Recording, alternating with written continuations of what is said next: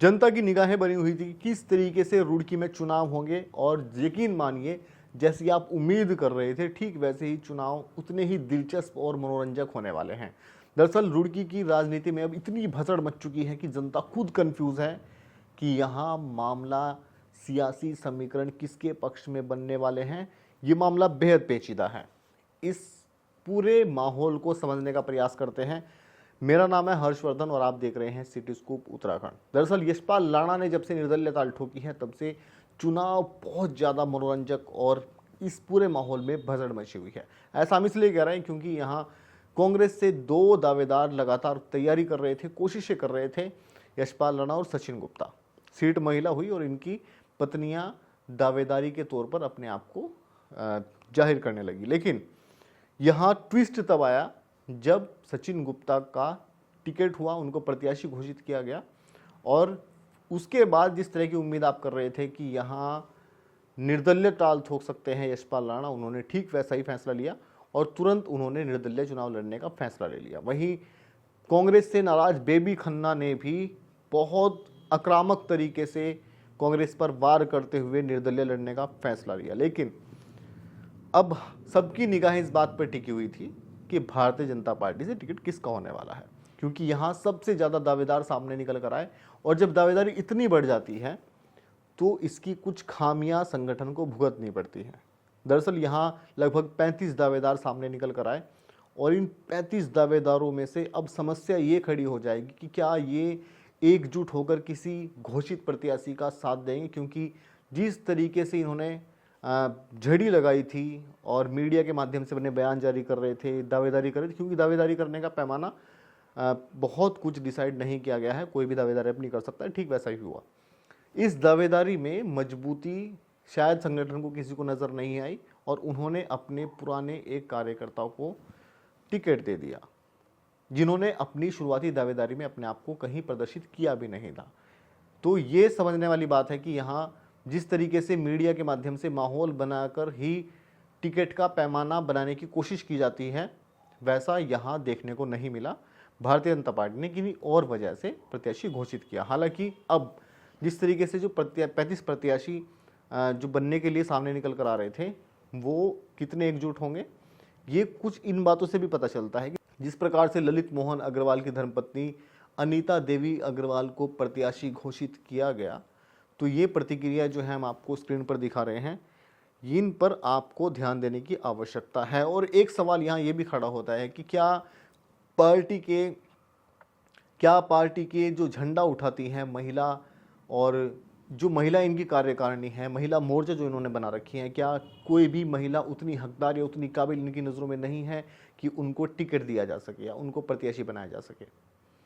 सवाल ये भी खड़ा होता है कि जिस तरीके से आरोप लगा रहे थे लोग कि हाँ पैसे के बल पर टिकट खरीदे जाते हैं, इस पर आशंका जताई जा रही थी, और अब जिस तरीके से आरोप पार्टी के अंदरूनी लोग ही लगा रहे हैं, कार्यकर्ता लगा रहे हैं, ये वाकई में काफ़ी सोचने वाली बात है कि क्या पैसे के बूते टिकट दिया गया, इस बात पर भी प्रश्न बना हुआ है।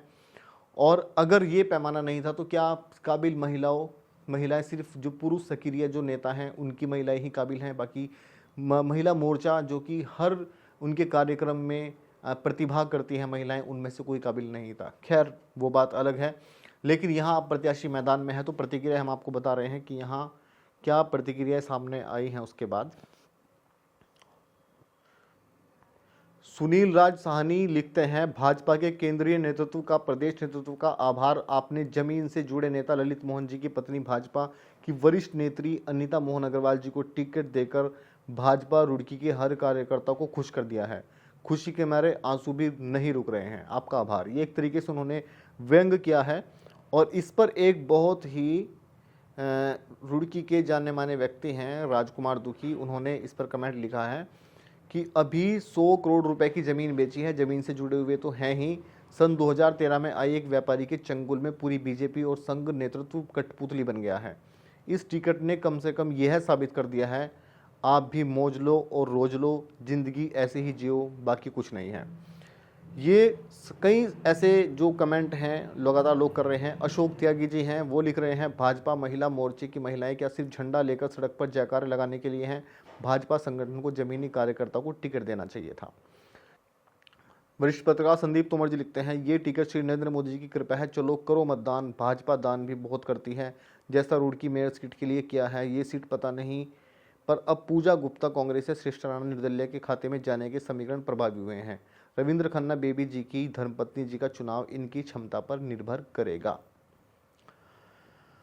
अब यहाँ जिस तरीके से हम प्रतिक्रिया आपको दिखा रहे हैं, तमाम जो कमेंट हैं उनके माध्यम से लोग अपनी राय रख रहे हैं, इस बात से साफ जाहिर है कि रुड़की की जनता या खुद कार्यकर्ता भी बहुत ज़्यादा अचंभित हैं और उतने ज़्यादा खुश नहीं हैं। उनको अंदर से मजबूती महसूस नहीं लग रही है कि ललित मोहन अग्रवाल उतना बेहतर चुनाव लड़ पाएंगे भारतीय जनता पार्टी से। और ये टिकट जो है ये पैसे की बूते दिया गया है, ऐसे भी आरोप निकल कर सामने आ रहे हैं। बहरहाल हम बात इस बात पर भी करेंगे कि जो कहा जाता है कि नगर निगम को बहुत सख्त व्यक्ति चला सकता है, बहुत कमांडिंग हो, बहुत कॉन्फिडेंट हो, अग्रेसिव भी हो, ये तमाम ऐसी बातें कही जाती हैं। क्या ललित मोहन अग्रवाल के अंदर भारतीय जनता पार्टी ने वो काबिलियत देखी है, इस बात पर भी प्रश्न रहेगा। बहरहाल हम आपको बता रहे हैं किस तरीके से भारतीय जनता पार्टी ने जो अपना प्रत्याशी उतारा है उसको लेकर कांग्रेस यानी कि सचिन गुप्ता और यशपाल राणा कितना सहज महसूस कर रहे हैं, उनके समर्थकों के भाव से पता लगता है। क्योंकि कहा यह जा रहा है कि भारतीय जनता पार्टी का जो टिकट है वो फायदे का सौदा बन गया है सचिन गुप्ता के लिए और यशपाल राणा के लिए। लेकिन यशपाल राणा ने आज नामांकन में जिस तरीके से अपनी दावेदारी पेश की और अपना दबदबा दिखाया शहर के अंदर, वो देखने वाला था और अब तक सबसे भारी संख्या में समर्थकों के साथ वो अपना नामांकन करने पहुंचे। ये जो चित्र हम आपको दिखा रहे हैं यशपाल राणा के जो नामांकन है उनके चित्र हैं। और यहाँ अगर बात करें सचिन गुप्ता जी की, वो भी अपने काफ़ी संख्या में लोग लेकर पहुँचे थे, दुर्गा चौक से निकले थे। लेकिन उसके बाद जिस तरीके से ये कई आरोप इस तरह के लग रहे हैं, कई सवाल खड़े हो रहे हैं कि क्यों कांग्रेस विधायक इनके नामांकन में शामिल नहीं हुए हैं। वहीं भारतीय जनता पार्टी के नामांकन में तमाम जो वरिष्ठ नेता हैं भारतीय जनता पार्टी के, विधायक से लेकर सांसद तक, पूर्व सांसद, तमाम ऐसी हस्तियां जो हैं वो उनके नामांकन में शामिल रही। तो सवाल खड़े यहाँ कांग्रेस पर भी होते हैं कि क्या सचिन गुप्ता जो है चुनाव लड़ रहे हैं, उसके बावजूद यशपाल राणा निर्दलीय लड़ रहे हैं, और उसके बाद क्या अभी भी इस तरह की कुछ समस्याएं संगठन के अंदर झेल रहे हैं सचिन गुप्ता कि वो उनके कार्यक्रम में नहीं आ सके। खैर ये एक कारण काफ़ी नहीं है सचिन गुप्ता की जो एकजुटता है उसको पैमाना बनाने के लिए। लेकिन बेबी खन्ना जिस तरीके से चुनावी मैदान में उतर रहे हैं, जिस आक्रामकता के साथ उतर रहे हैं, एक अनोखी बात, अटपटी बात ये भी है कि बेबी खन्ना इतने ज़्यादा आक्रामक हैं, ये तक भूल गए कि उनकी पत्नी जो है वो निर्दलीय मैदान में उतर रही हैं और वो कांग्रेस पर जो आरोप लगा रहे, जितने गंभीर आरोप लगा रहे हैं कि वो जूते से लोग उन दोनों पार्टियों को मारे, जिसमें कांग्रेस भी है। और हैरानी की बात यह है कि उनका पार्षद की लिस्ट में उनके वार्ड से कांग्रेसी जो प्रत्याशी हैं वो खुद प्रत्याशी बने हुए हैं। क्या अपनी प्रत्याशी के तौर पर वो अपना एक्सेप्ट कर रहे हैं खुद को और कांग्रेस पार्टी को भला बुला कह रहे हैं कि पैसे के बूते टिकट दिया गया। हालांकि इन दोनों पार्टियों पर इस चुनाव में ये आरोप लगे हुए हैं और रुड़की की राजनीति काफ़ी महंगी है। यहाँ पैसे वाले लोग चुनाव लड़ते हैं। क्या सवाल ये भी है कि क्या पैसे वाले की राजनीति रह गई है। लेकिन इस पूरे मामले में सबसे दिलचस्प बात यह है कि यशपाल राणा ने जिस तरीके से भसड़ मचाई है, क्योंकि अब कहा यह जा रहा है कि यहाँ मामला त्रिकोणीय होने वाला है। बीजेपी को किसी भी मायने में हल्के में नहीं भांप सकते हैं। उनके कार्यकर्ताओं की इतनी बड़ी संख्या है, संगठन इतना बड़ा है, तमाम कोशिशें की जाएंगी, शीर्ष नेतृत्व से लेकर नीचे तक की कार्यकारिणी के सभी लोग एकजुट होकर चुनाव लड़ेंगे, ऐसा दिख भी रहा है। और यहाँ एक मजबूत वोट बैंक बीजेपी का हमेशा रहता है, चेहरा कोई भी हो। ललित मोहन अग्रवाल जो हैं वो सज्जन व्यक्ति के तौर पर लोग उनको कंसिडर कर रहे हैं। हो सकता है कि वो भी अच्छी खासी तादाद में अपने वोटर्स को जो है वो लुभाएंगे और एकजुट करके तमाम जो लोग हैं उनको अपना जो मजबूत पक्ष है उसको और ज़्यादा मजबूत करेंगे। सचिन गुप्ता अब बात कर लेते हैं कि कौन किसके वोट काट रहा है। कहा यह जा रहा है कि यशपाल राणा जो हैं वो सबसे ज़्यादा सेंधमारी करेंगे कांग्रेस के वोटर्स में। अगर ऐसे में कांग्रेस के वोटर डिवाइड होते हैं तो यहाँ जाहिर सी बात है कि भारतीय जनता पार्टी मजबूत स्थिति में तब भी रहेगी। अगर चेहरा जनता हल्का भी मान रही है तभी मजबूत स्थिति में खड़ी रहेगी। और यहाँ देखने वाली बात यह भी होगी कि क्या कांग्रेस से सचिन गुप्ता और निर्दलीय यशपाल राणा भारतीय जनता पार्टी के अच्छे खासे वोटर्स अपने पाले में डाल सकते हैं। जो ज़्यादा डालेगा वो जीतने की कंडीशंस में पहुंच जाएगा। हालांकि अभी चुनाव किस तरफ जाएगा ये अभी बिल्कुल डिसाइड नहीं किया जा सकता है।